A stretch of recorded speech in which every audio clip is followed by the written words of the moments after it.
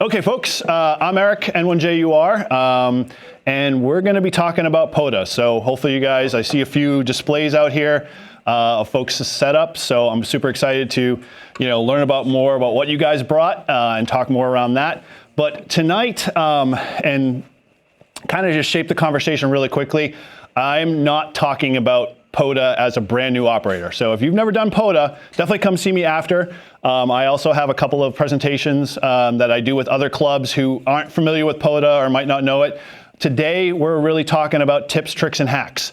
This is going to be really short, but in essence, it's hopefully going to be packed enough. So if you do POTA or you do some type of outdoor portable, a lot of these tips and tricks will help you get a little bit better performance out of your gear, out of your setup, and a number of other things. So that's kind of the frame of reference here. And so I'm going to just set a timer here really quickly so we stick to it.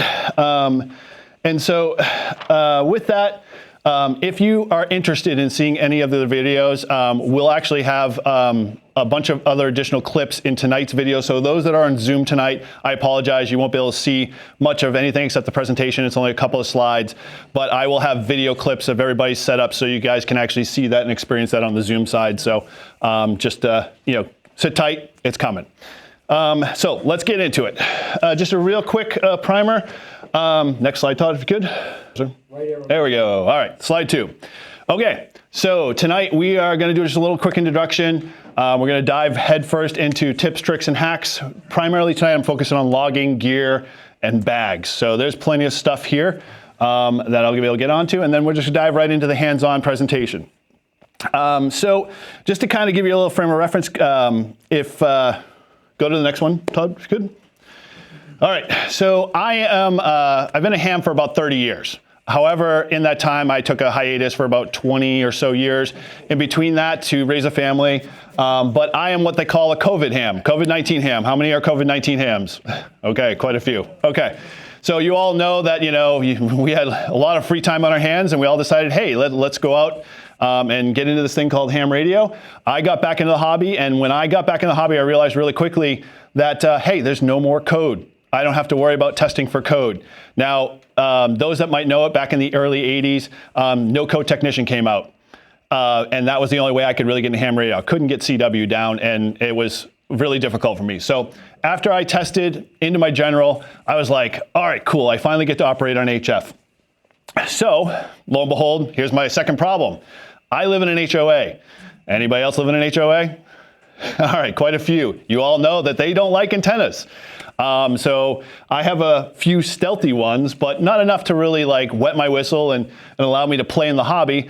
So I sought out another way to be able to do that. And lo and behold, POTA came on the scene. And when POTA came on the scene, I was like, this is a perfect match made in heaven. I was so ready to be able to combine a lot of the other hobbies I was doing, hiking, camping, outdoor activities. And what better than combining outdoor and your radio at the same time? It's literally like the perfect storm and a match made in heaven, at least by my standards. So I was like, okay, I'm going to dive headfirst in this, and I never looked back. So with that, I decided that, hey, as I continue to evolve my kits, and I have quite a few things here, I started very early on with just a simple HT and an arrow antenna, and made 2-meter contacts on 5.2 doing POTA. And then once I finally got a rig and a few other things and started to grow my setups, I kind of expanded from there. And so we're going to get into some of that stuff, but I am super excited to share what I have, and I'm sure a bunch of others that have brought their setups are willing to answer any questions. And if you're new to this, and I'm just going to say this out front, come see me. I'll be able to point you in the direction. There are a bunch of activators, I'm sure, in this group that would love to take you out if you want to go out and do a POTA. So keep that in mind. All right. Couple other things. I also like to participate, starting to get more into SOTA. BOTA is not boats on the air, it's beaches on the air. How many significant others love the beach? Quick hands. Okay, my wife's the same way. I don't like to sit at the beach for 4.5 hours. I get bored fast. So I was like, I gotta be able to combine my radio, and I gotta be able to combine ham radio, and still letting my wife get to the beach to get her vitamin D. So I built, basically a beach radio using a QRP radio and a bunch of other things. And literally when she wants to go to the beach, I say, sure, let's go, because I can set up a full wire antenna, all stealthy, not bother anybody there, and be able to play ham radio while she's enjoying whatever she does at the beach. So, and then outside of that, like I said, I've been COVID ham and both the COVID POTA ham too as well, and have been doing POTA pretty much all 6 years. So I'll get into a little bit of that later. But if you're interested, I'm also a content creator. So those that might know of me or my channel, you can head up to YouTube, check me out. I am a very big POTA person. Love to be able to do videos around that. Love to do activations with people and just share the hobby in a sense. And if you want more ham radio stuff, Todd and I also have a podcast that we do called Live Free and Ham. You can check that out. It's just great content, and it's a way to get more into the hobby, because we all do POTA in some form or fashion, and love talking about it. All right, next slide, Todd. All right, so we're going to dive head first into this. So basically, I got 3 categories that we're going to cover. We're going to talk equipment, we're going to talk about gear, and then we're going to talk about logging. Not in that order. So I'm just going to give you a couple of tips and tricks with the purposes of hopefully making your activations better. Now, just a real quick show of hands. How many do POTA and how many have done an activation? Or 1 or 2? Okay, a couple of them. How many have a desire to want to do an activation and get into POTA? Oh, cool. Okay, all right.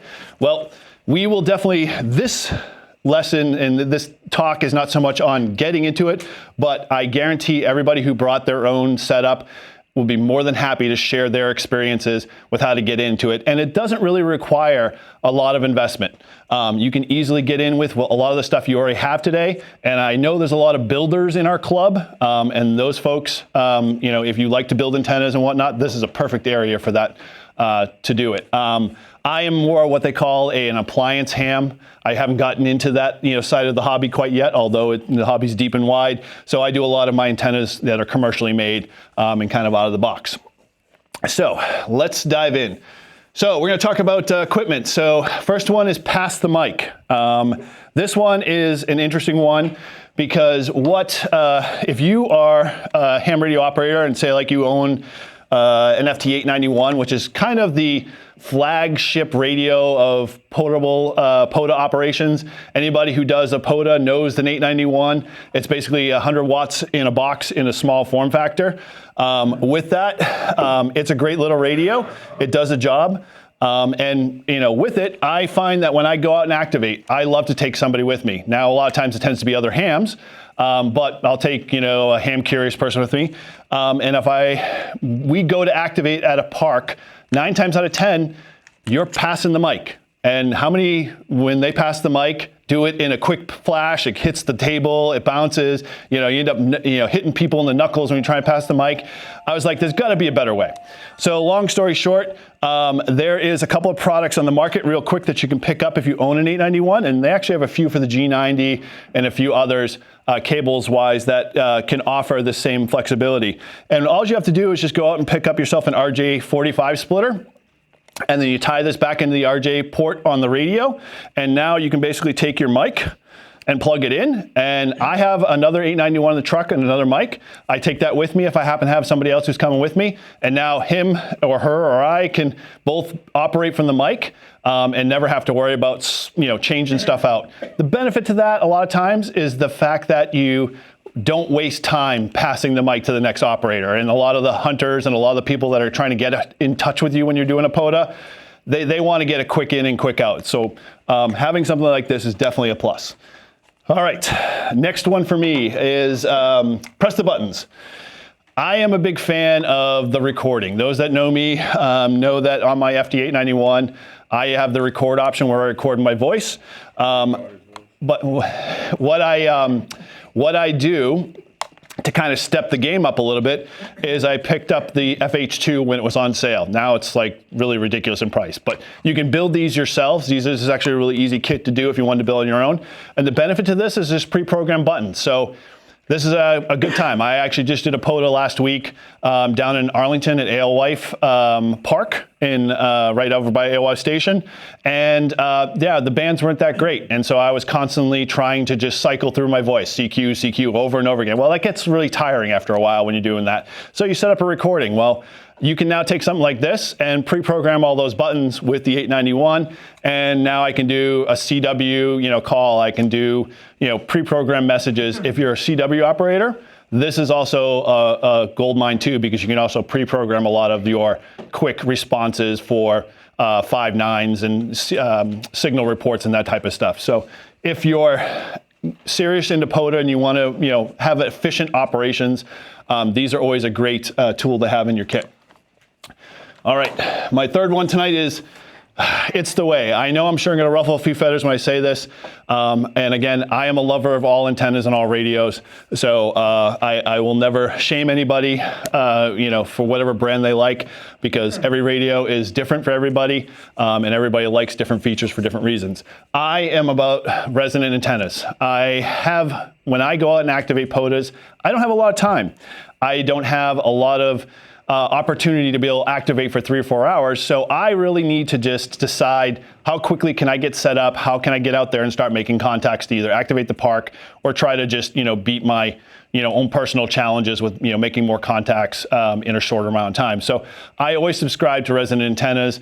I do that both for wire antennas, I do that for verticals, and, for what it's worth, my benefit that I get out of it is it's just a quick setup and quick get on the air. So when you're thinking about your kit and you're thinking about what you want to do, resonant antennas is a good way to go.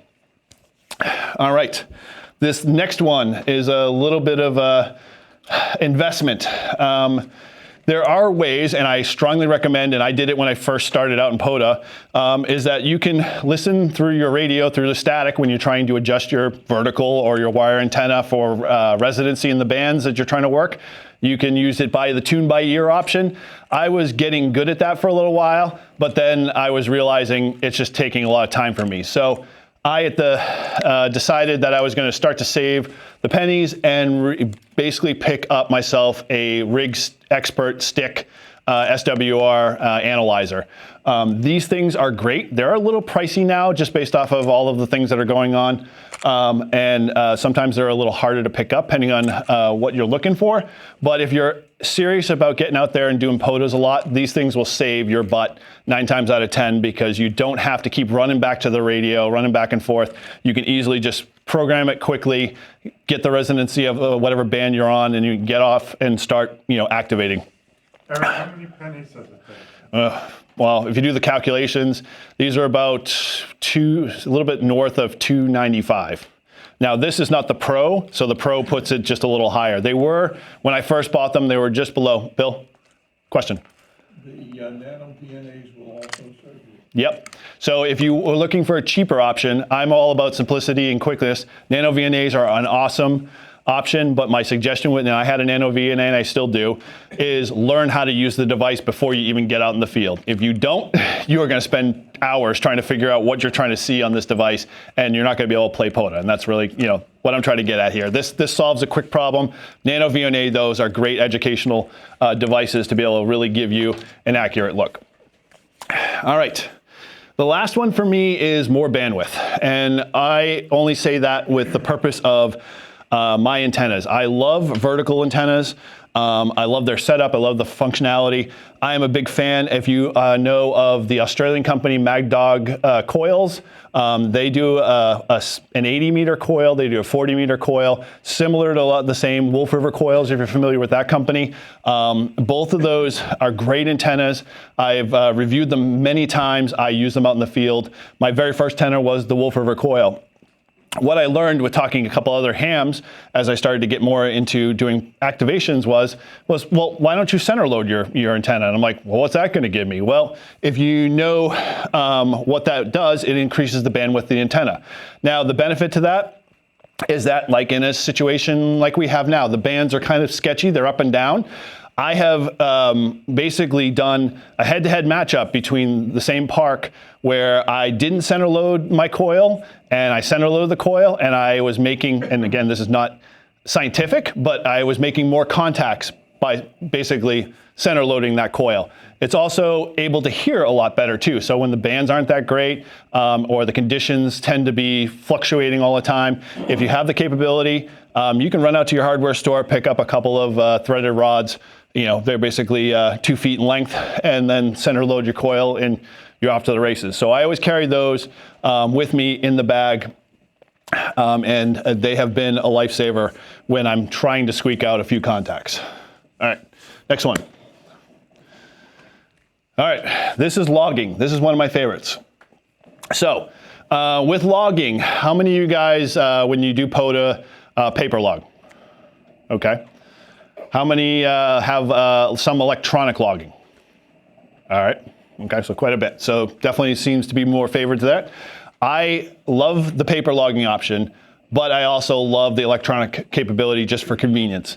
In my bags, in every bag that I have, for whatever kit I have, I always have yellow stickets.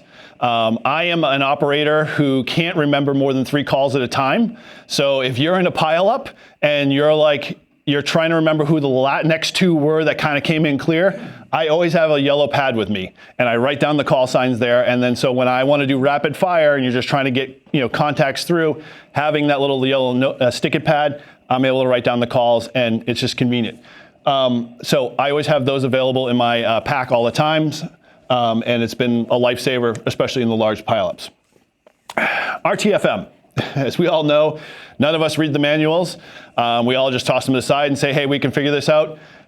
So I strongly suggest before you even, and I always say this to everybody, and in my presentation that I do for POTA for the beginners, I always say that, before you go out, do a K-test. Anybody who's done a K-test or US-test? Anybody know what a US-test is? Okay, well, US-test, all it is you take all your gear, you go out to your front yard, you set up, and you call CQ US-test. Hunters get credit for it. You don't, obviously, because it's not a legit park, but you get to test all of your equipment, all of your logging capabilities, everything that you kind of assembled, in your shack or whatever, and work that out.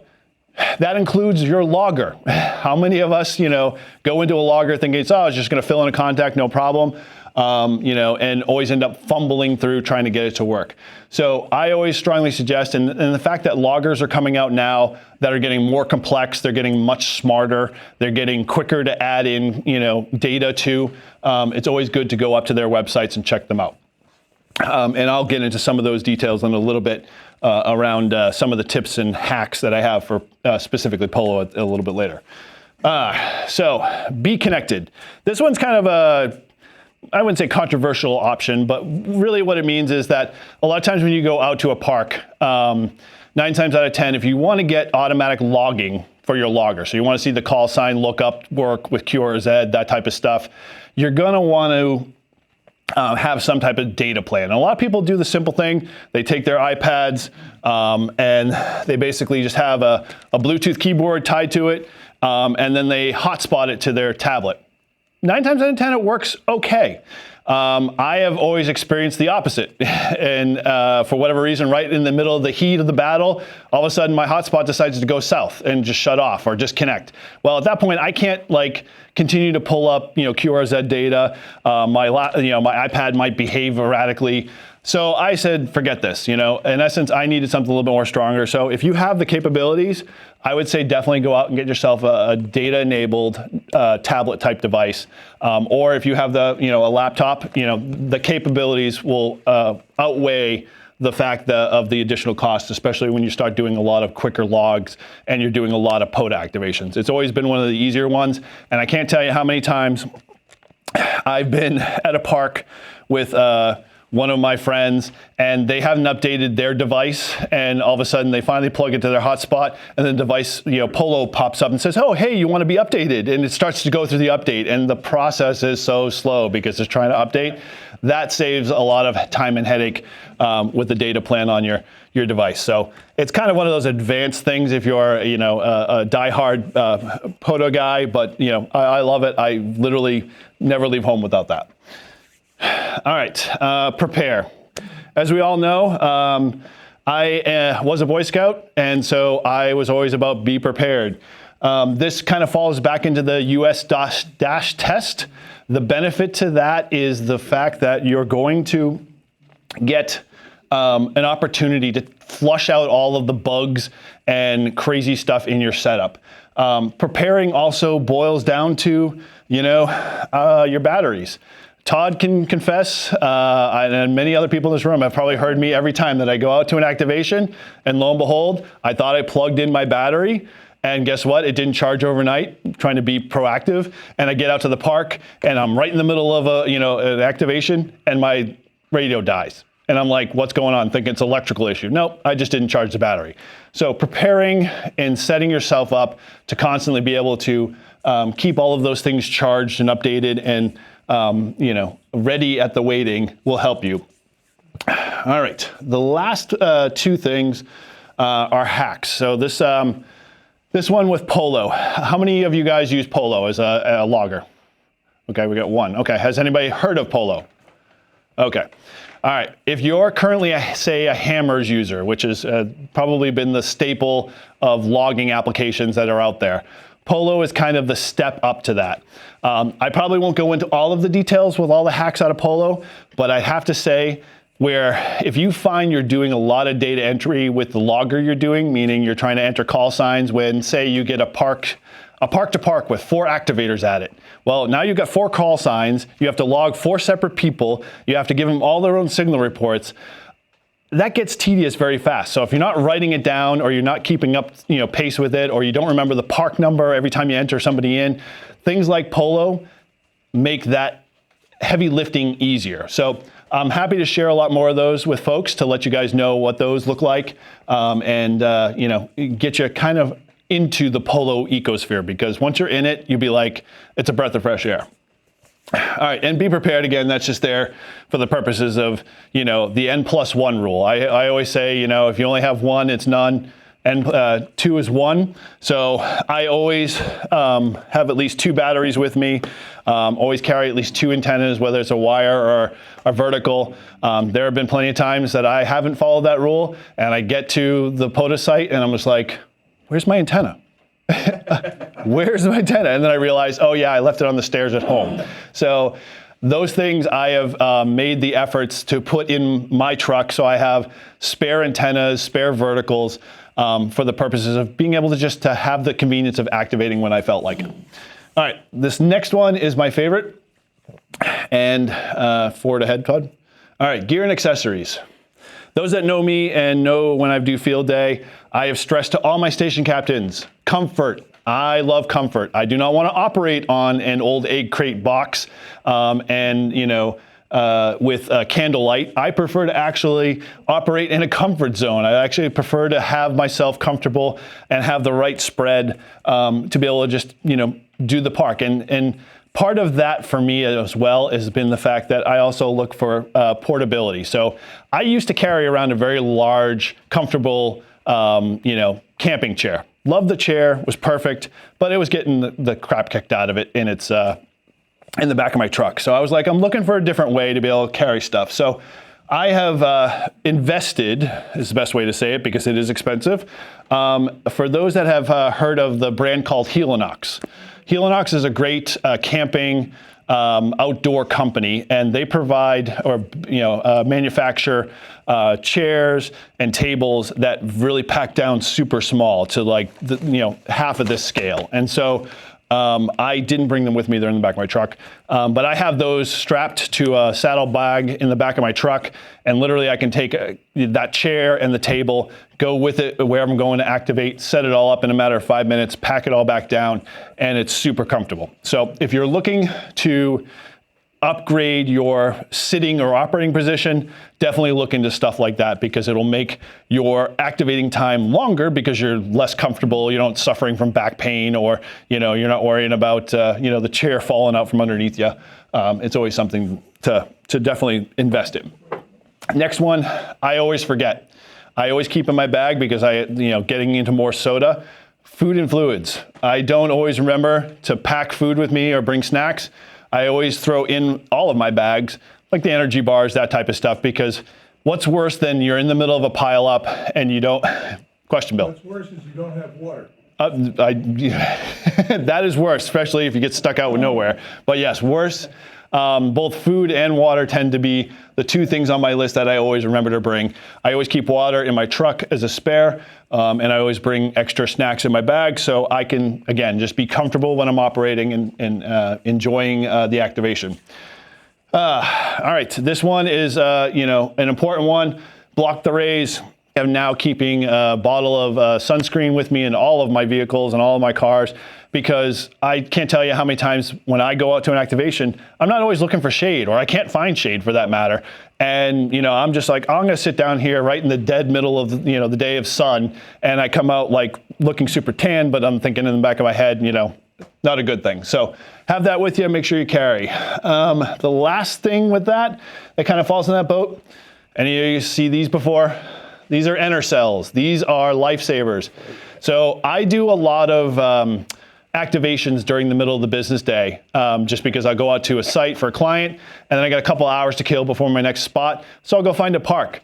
I don't want to spray bug spray on any of my clothing and then go to my next client smelling like the outdoors. So I pick these up. These things are amazing. They're USB-C USB charge. Actually, no, these are USB-C. And the cartridges are the only thing that are super expensive. But literally, I take these, put them in my bag, and then when I set up, I just turn it on. It basically just coats the area that I'm in, and I never get attacked. Mayflies, horse flies, all that stuff. Those things are amazing. I don't know what they're putting in the air. I'm sure it's probably not great, but at the same time, I'm still having fun while I'm activating. Take a big honk out of Yeah, exactly. Yeah, just don't sit too close, kind of like don't touch your antenna when you're transmitting kind of thing. All right, so it's called an inner cell. Yep, INNER. They really work. This one's Thermacell, but yeah. Oh, Thermacell. Yep. I was doing an activation once, and my antenna was out, and it got dark out, and I left the bench, and I got attacked by 1,000 mosquitoes, and there was nothing. dead bird. Yeah, a lot of things. All right, this last one, if any of those folks around here love to be able to organize their packs, I'm sure there are a number of different ways you can tackle this. I have other friends, and those that might know Paul, N1OG, he's a big color bag person. He likes to be able to organize all his things in long colored bags you can't see. I love these women's makeup mesh bags. I leave them with everything. So if I have a whole bunch of connectors, so each bag I provide a radio in. Each of those connector sets will do everything for that bag and that radio. So I have barrel connectors, I have, gender changers, I have everything that'll work with that. And then I also include a small little, SMA section too as well, just in case I need a patch or something. My digital setup for a DigiRig, 891, all in here. So all I do is take it out, plug it in the radio. When I'm done, put it back in here. I can see all of this stuff. That's why I do these mesh bags. So I don't have to go fumbling around. Here's the thing that a lot of people forget. When you're out activating, how many remember to bring a power brick or a charging cable for their phones, because we use them all day? So I always keep, USB-C cables, lightning cables, that type of stuff, so I can recharge my phones while I'm out there in the field and not, miss a phone call or, worse off, not be able to continue to log. So however you do your kits, and I can show you some of the bags I have over here that I use for POTA. I'll show you, how I incorporate a lot of those things into those kits and why I choose what I choose, just if you're interested in that area. All right, so let's go to the last slide. All right, so this is, okay, we're in the hands-on section. So we are at the point of wrapping up here. So what I wanted to do is that I appreciate everybody who brought your own setups. It's really cool to see folks' setups. The idea for tonight wasn't for me to sit up here and talk your ear off. And so I tried to keep it very quick, and I think I achieved that, hopefully. And so I really want you guys, if you got questions, head over to the tables if you haven't checked out their setups and their operation yet.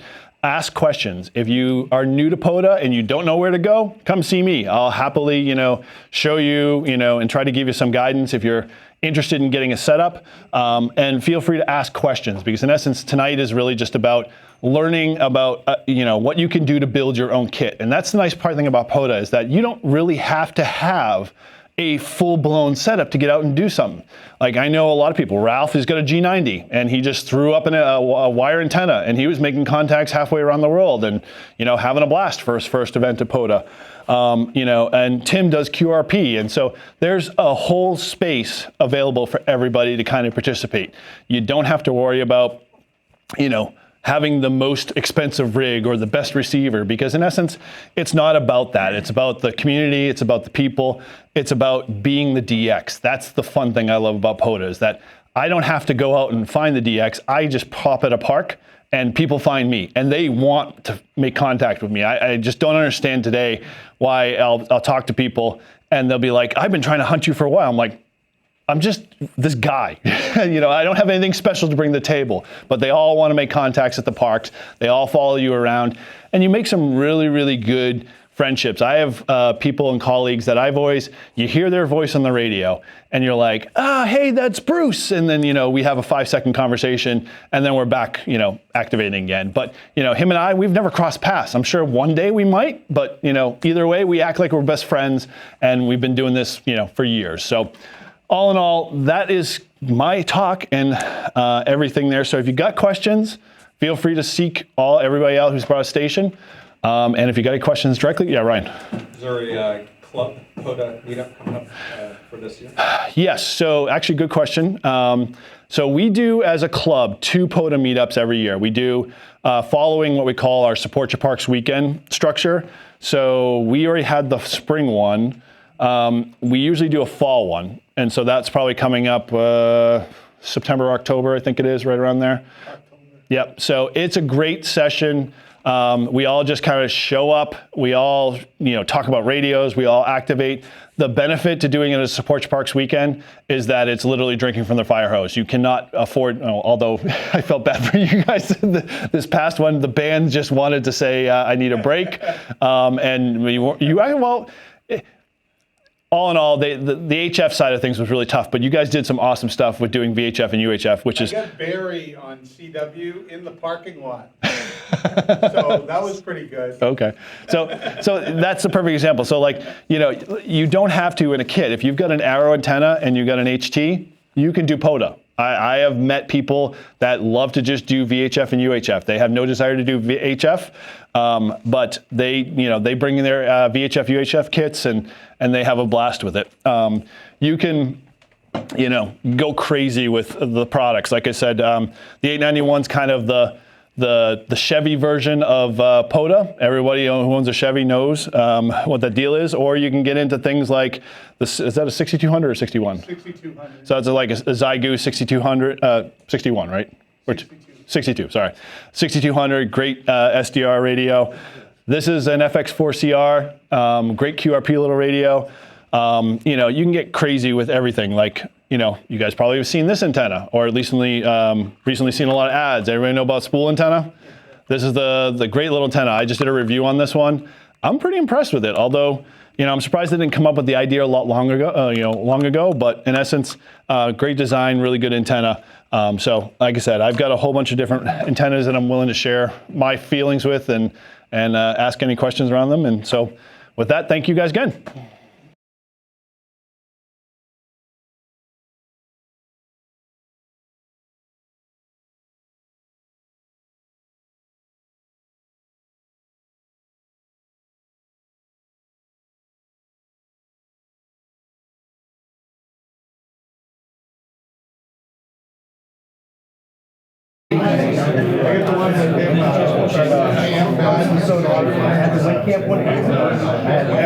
N1JUR or something like that.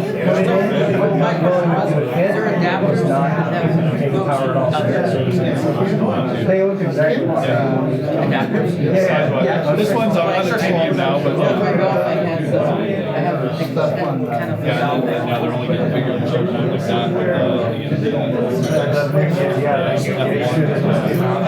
Yeah, that one I got waiting for here that When I first got my license,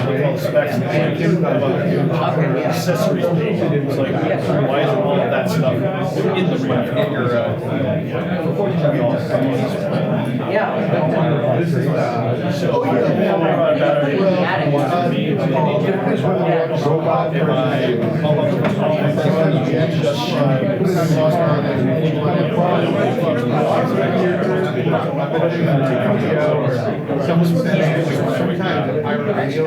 Size-wise.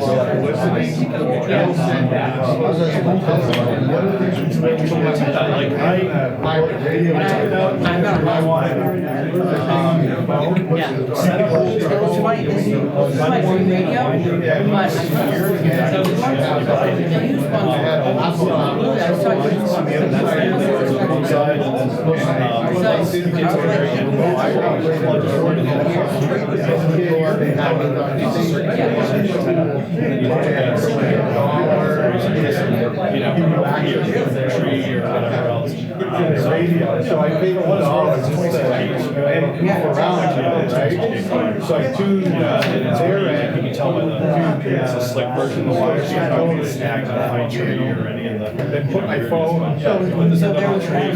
there, and then I transmitted it in the other room because in my picture, come across it, George, on their. I'm gonna get rid of this. How far was I use it what he got. And I was asking you about that. not long, there's various loans and It's a challenge. Going to serial USB, chipset in there. We're done? Yeah, we're done. He's got rid of one. Now it's broken. I'll save it. I'll save it. I don't know. Yeah, the,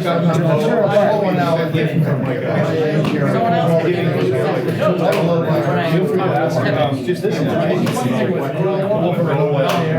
I've had. I got this tennis balls and tennis ball, but it's all PC, it's all like handmade. What's favorite one is, like you get to Yeah. and you can see that it's the colors slide more, conveniently. Yeah, it was, Yeah, so I usually put this one two collars for, 20 or 40 on the side. And they go a bit further than the design. So if I want to bypass the collar, I can basically plug into here and skip using the wall together and just go right to the antenna. If I want to do B and C at the bottom, I can skip over that. So I can show all of the flexibility without having to remodify your antenna. They do exercise And just the lightness of the wheels, I find that there's not much difference. Basically using the field.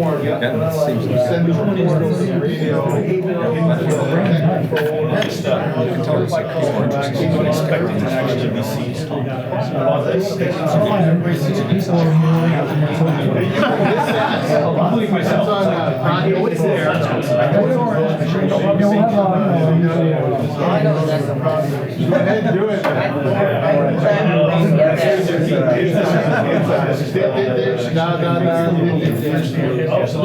This is Yeah, that's right, and it's all one thing. Yeah, I got the spikes.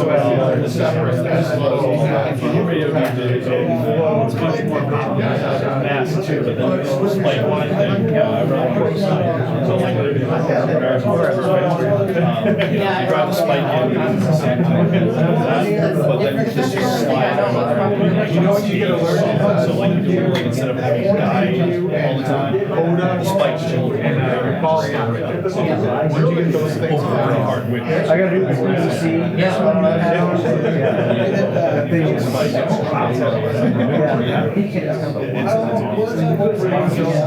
Yeah, you drive that in the ground and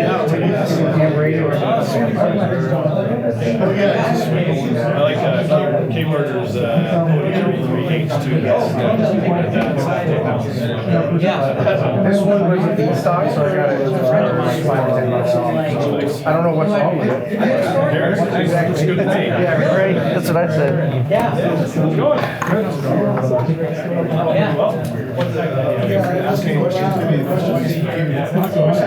some water before the voice.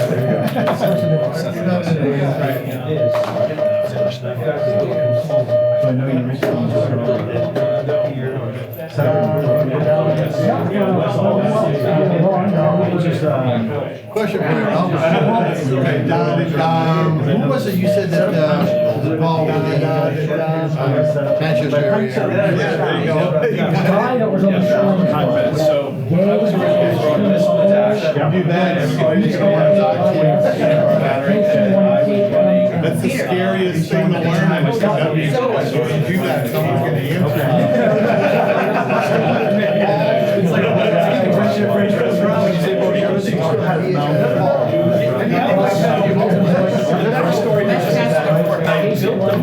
If I check, does that mean I like So for me to set up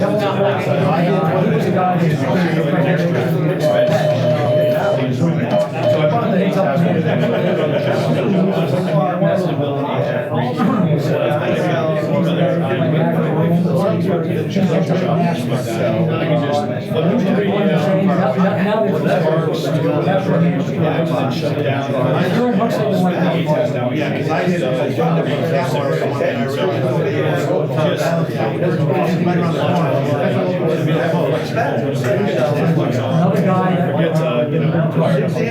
So I did. That's another example.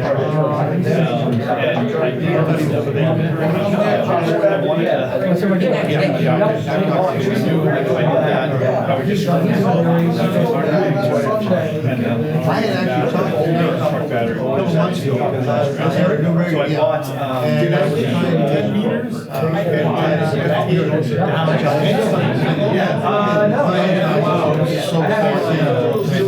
can do 2 and short batteries.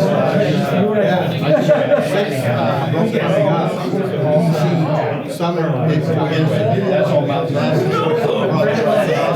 Put a battery in my hand, and down. So I first got my street, it has this thing, it's just called this, like an E-dog. Eventually, it was like a sprint, and it was every week, and we had a short board, which was a system, and I was a technician, but I could only be on tech, I couldn't do stick and everything, with my hand, I couldn't consume.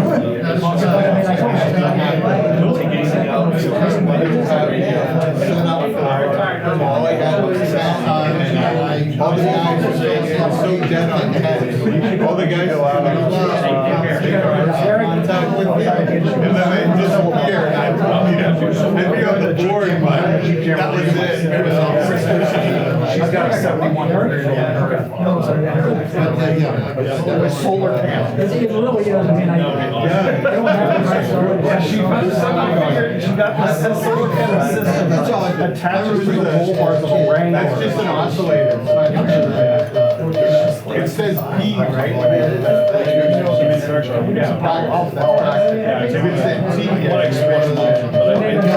This is the one something's going to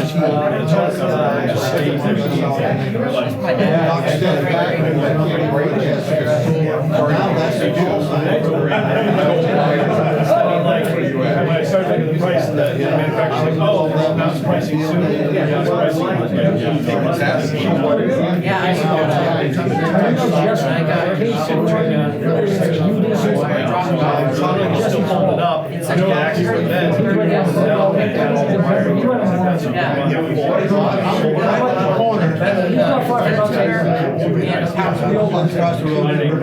think it's awesome. It doesn't have like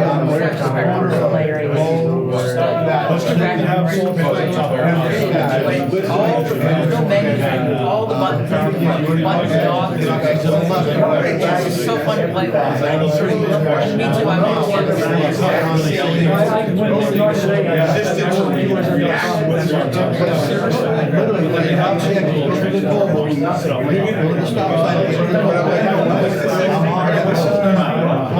Exactly 1 I actually had time on the way in to bring Anthony by and show him where I live. Oh, did you? It's not that very good. I said, okay, well, I have the Yeah, you know, just the kind of thing I enjoy doing. Well, you know, I really hired a license back in September of 2020. It's not like an old timer. But I was a first lady. Take that one off the wall. And you know, the old women, most of these sisters, I went to college and everything. So, yeah, I can listen to shows. Never really got licensed in the car. I got my first license, my first radio, before I got my hand, was a spaceman. A spaceman. And it was literally, I had a nice I was probably a lot of time, probably 12, 13 years old. I was just listening to short wave radio. Oh, yeah. I still have my kids on the phone. I still have my kids on the phone. Oh, yeah, in fact, I have the first QSL card I ever sent out, I think. Send it out. I'm talking Well, the guy, he's a silent key now, but his wife found the QSL card and sent it back to me a couple months ago. 1964.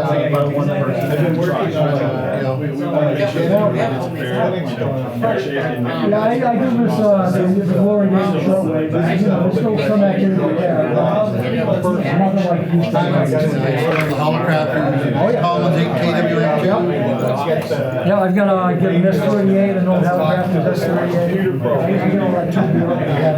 My first radio was a Heath Kit 2. And then I had a Heath Kit 6 or 2. I had 6 and 2 meter. And I had a beam outside my antenna in my dormer.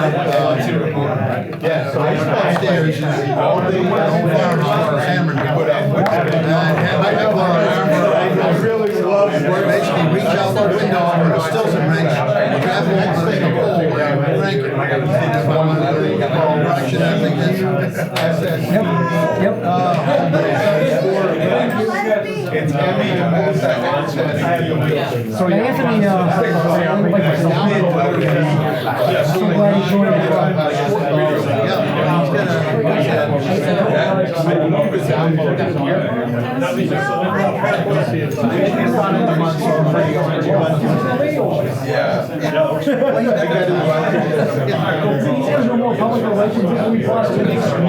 Well, I have a nephew that lives with us, or granddepot, per se. Came from an abused family, and courts awarded him my daughter. Last time I was stopping out. My grandson's also autistic, so they have actually. I know you can watch. I had no No, not yet. I got, well, it's funny you use that term because I know you want to why don't you just currently out of work, so what the club, it's the club's money, what the club is having, they want to spend. I said, I don't think they're gonna have a problem with that. But, you know, let them decide what they want to do with their money. And that way nobody's bitching at them saying, why'd you do that?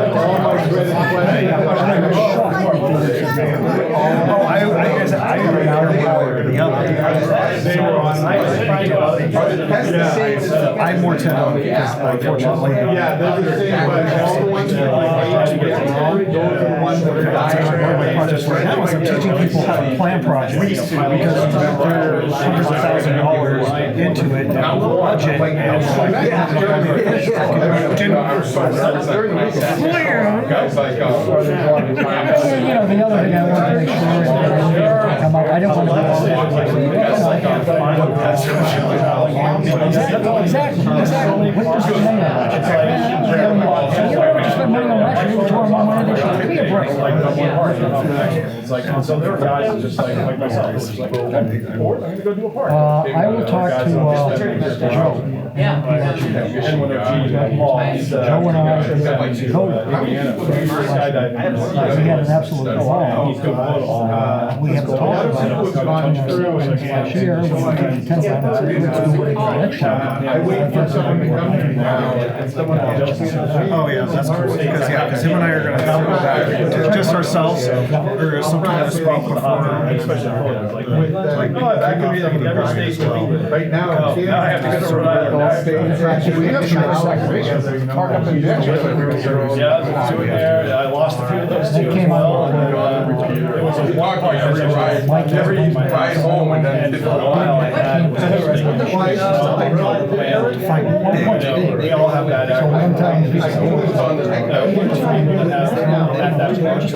Let Mike know what you want to do.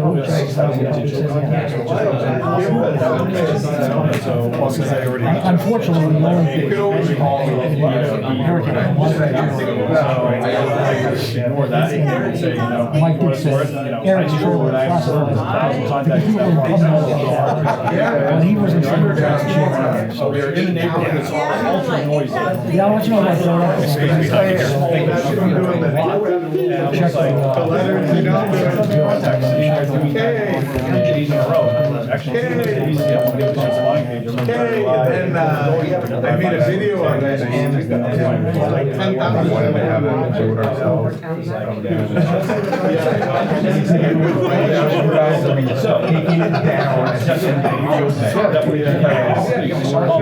I wonder if I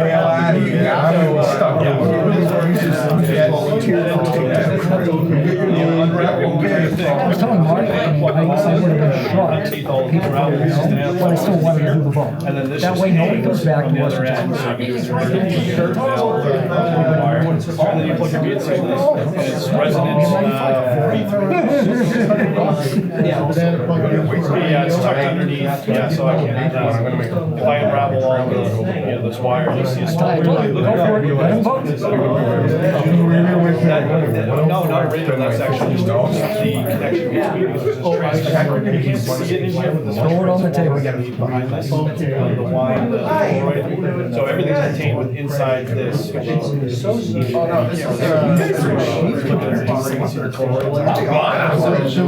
I'm just saying, there are, So 40 is probably just shy of 60. Just like. Exactly, yep. $30 what, 30? You know, very, yeah, resident out of the box. Asking for 25.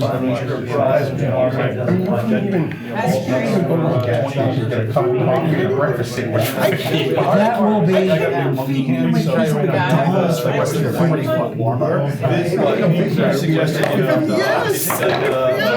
So here's the argument you're gonna hear. And then just bounce it on Todd that, knows and this then guy. wind it that way. It's You're gonna have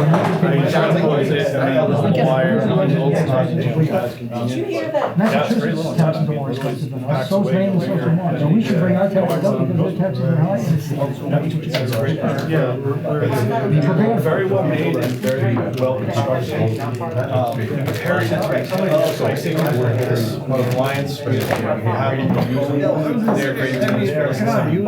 What is it? My EA club is like $40 a year, which is 75 for me and my kids. When I do those model airplanes like that, $75 for the club, another, I think it's another $75 to be part of the AMA, be a member of the department. Oh, yeah, exactly. I have to be an EAA member to be in the club.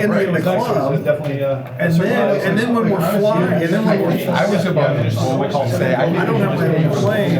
I don't have my own plane, but I still chip it for fuel when we do the $100 hamburger run.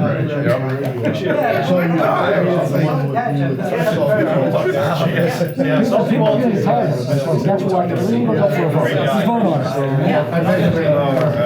Because I gotta go check on that thing out. Yeah, I'll talk to Joe, because I do want to get a note. People are saying, you know, you're president, you're busy early. No. Yeah, it's like, we're like, I'm kind of with him, I'm like, I'm in the middle of season now, so it's like I can't stay, but like, bring all my equipment, I really like to use that for a station, they don't have it. But him and I put out 6 months ago, that's why I was looking at his batteries and stuff, but I'm just. Can you hit the But repeat? then we'll walk away from it, right? It's hit and miss. There is one then we go back and look and see how many. My house? Yes. I wonder if that's because I can hit it from the top of Patton Hill, which is where the water tank is for my district, my tax district. We have a water tank up there and I can hit it from up there. Paul, can you hit our repeater? A lot of time getting in contact with with someone Yeah. who doesn't know how to stop. Yeah, but then once I come down actually into Hillsborough, once